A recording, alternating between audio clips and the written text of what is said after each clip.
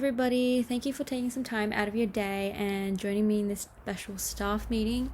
So, for today, I'm going to be talking about how we can be incorporating Indigenous resources into the classroom, and specifically, I'll be touching base on a resource by Bruce Pascoe, Young Dark Emu. As many of you may have heard of Dark Emu, which is another previously written book by Pascoe, Young Dark Emu is recreated to target a younger age appropriate audience of 10 years and up, and the specific resource holds a fundamental purpose in essentially just teaching kids about considering a different truth with frontier conflict in terms of history and colonization. And although the history of Indigenous Australia has been constantly ignored and the natural wealth of Terra Nullius has been plundered, I believe that this book serves an important purpose and help students understand and see the ways we teach, talk, and ponder about history in all contexts, whether it is in the classroom or even in the home environment. I have chosen this specific picture book to unpack and explore with my Stage 3 class, as it is a resource that is thought-provoking but also enrichingly showcases the history of Aboriginal and Torres Strait Islander peoples prior to colonisation, and it further confronts the misconceptions which are existing today. The resource also enables students to deepen their understandings of First Nations people in respects to the book that is essentially just research-based, built on narratives and first-person accounts. So what's different about this book is that it's not a white person's account or perspective of history, and is not made to just educate white people. The sections of the book also invite readers to explore the lifestyle surrounding agriculture, home, aquaculture, food storage, and fire. So it encapsulates and showcases the late 18th century and early 19th century.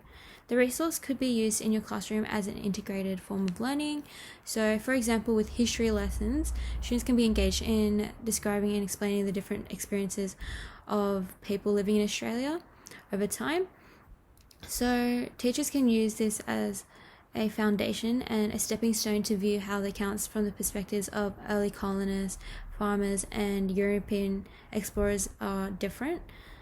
But on the other hand, for Stage 3 science, we could be talking about how students can describe the changing physical conditions in the environment and examining its effect on the growth and survival of living things, and it can be applied to Aboriginal people's use of fire stick farming. So that could be an integrated form of learning. Furthermore, when we look at the chapter of food storage, we can get students to explain a sustainable use by Aboriginal and Torres Strait Islander communities where food and resources and fire are managed. And throughout these lessons that students are immersed with the knowledge of the resource, students will be able to experience and see what Australia was before the arrival of Europeans. So land that was essentially just abundant and filled with cultivated agricultural regions, productive fisheries, and permanent dwellings. And they will be able to view how to create a thriving and sustaining economy within the villages through the continent. So in turn, students will be challenging the myth of Aboriginal Australians as nomadic, and what that means essentially is the hunter-gatherer identity, which can be challenged and confronted. So with consideration, teachers need to know what and how knowledge should be disseminated to students, and it has to cater towards all backgrounds. So Aboriginal knowledges conveyed in the New South Wales syllabus cannot be packaged and examined as an isolated unit of work or presented outside from context and disconnected from essentially just the grounds of which it was formed. As students, cultures hold a significant influence on how one acquires knowledge, but also articulate and synthesize information and ideas. Schools need to be constant venues that encourage students to explore and acknowledge their own identity.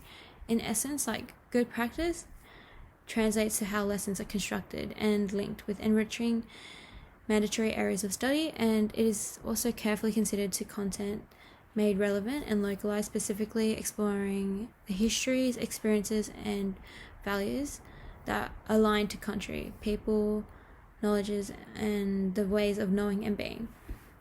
When using the resource in the classroom setting, we also need to be cautious and aware that the exploration of themes discussed can appear to be challenging and confronting to digest, especially for the younger age audience.